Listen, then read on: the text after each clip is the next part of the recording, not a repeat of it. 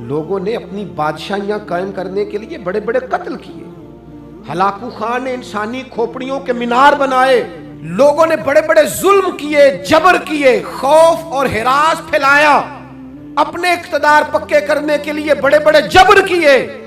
پھر کیا ہوا؟ ایسی ایسی بیماریاں لگیں جن کے علاج ہی کوئی نہیں تھے دنیا میں، بھری ہوئی تجوریاں، پیسے باہر گر رہے ہیں، پر ڈاکٹر کہہ رہا ہے تیرا مرض ہی وہ ہے جس کا علاج ہی کوئی نہیں۔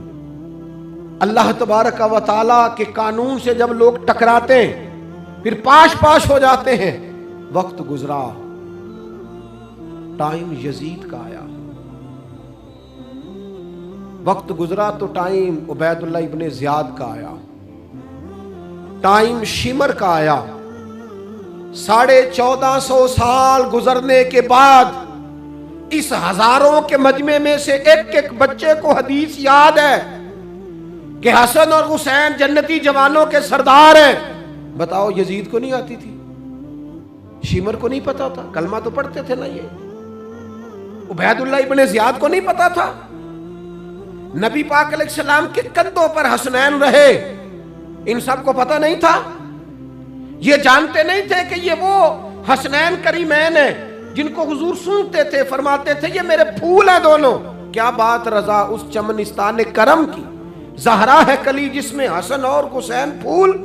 آج 1450 سال گزرنے کے بعد امت کو حدیث آتی ہے کہ نبی پاک علیہ السلام نے فرمایا جس نے حسن اور حسین سے پیار کیا اس نے مجھ سے پیار کیا، جس نے ان سے بغض رکھا اس نے مجھ سے بغض رکھا۔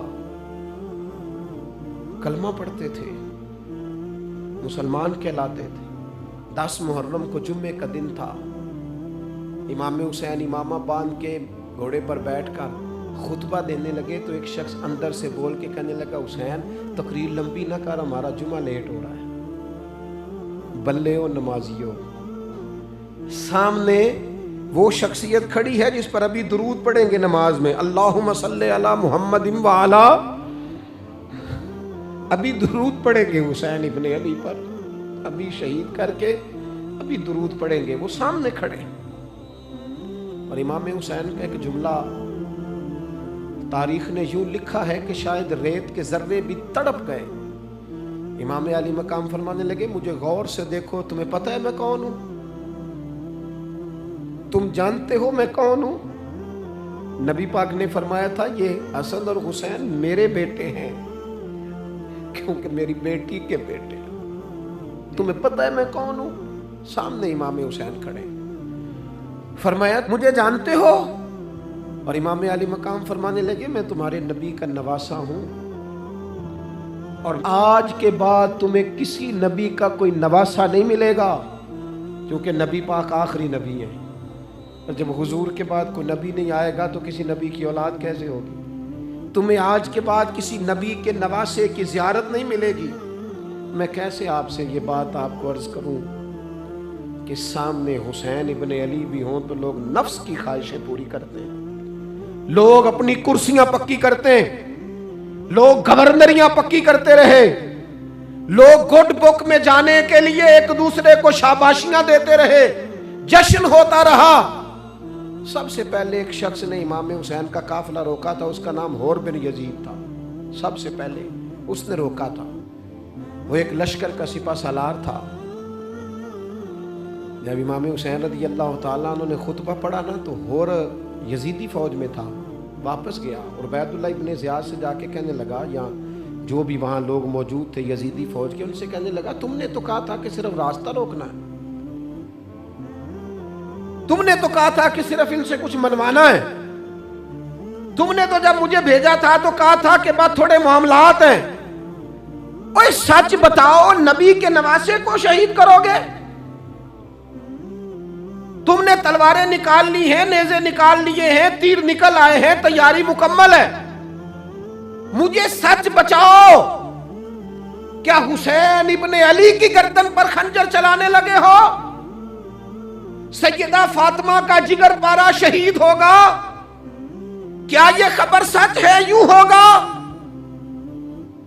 تو کہنے لگے ہاں یہی حکم ہے ہمیں، یہی تیاری ہے، یہی پروگرام ہے، یہی پلان ہے، یہی ہوگا۔ کہنے لگا میں اور آپ تو مدینے والے رسول کا کلمہ پڑھتے ہیں، تو کیا محبوب کے نواسے کو ذبح کرو گے؟ جناب علی اکبر کو جن کا چہرہ رسول پاک سے ملتا ہے، حضرت قاسم بن حسن کو، جناب علی کے بیٹوں عباس بن علی کو، حضرت علی کے بیٹے ابو بکر بن علی کو، حضرت علی کے بیٹے عمر بن علی کو، حضرت علی کے بیٹے یہ بھی 3 کربلا میں موجود، حضرت عثمان ابن علی کو، ان کو شہید کرو گے؟ نے کہا ہاں تیاری ہو گئی ہے۔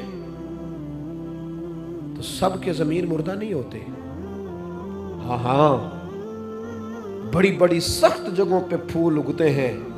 اور نے جب ان سے کہا کہ تمہارا پکا ارادہ ہے، کہا پکا ارادہ ہے، تو اس نے کہا یہ زیرہ پکڑو، یہ عہدہ پکڑو، مجھے تمہارا دیا ہوا عہدہ نہیں چاہیے، حسین کے نانا کی دی ہوئی جنت درکار ہے، یہ رکھو اپنے پاس، مجھے تمہارا۔ ایڑی لگائی اس نے اور دوڑا اور امام حسین کے قدموں میں گیا، کہنے لگا حضور میں مجرم ہوں،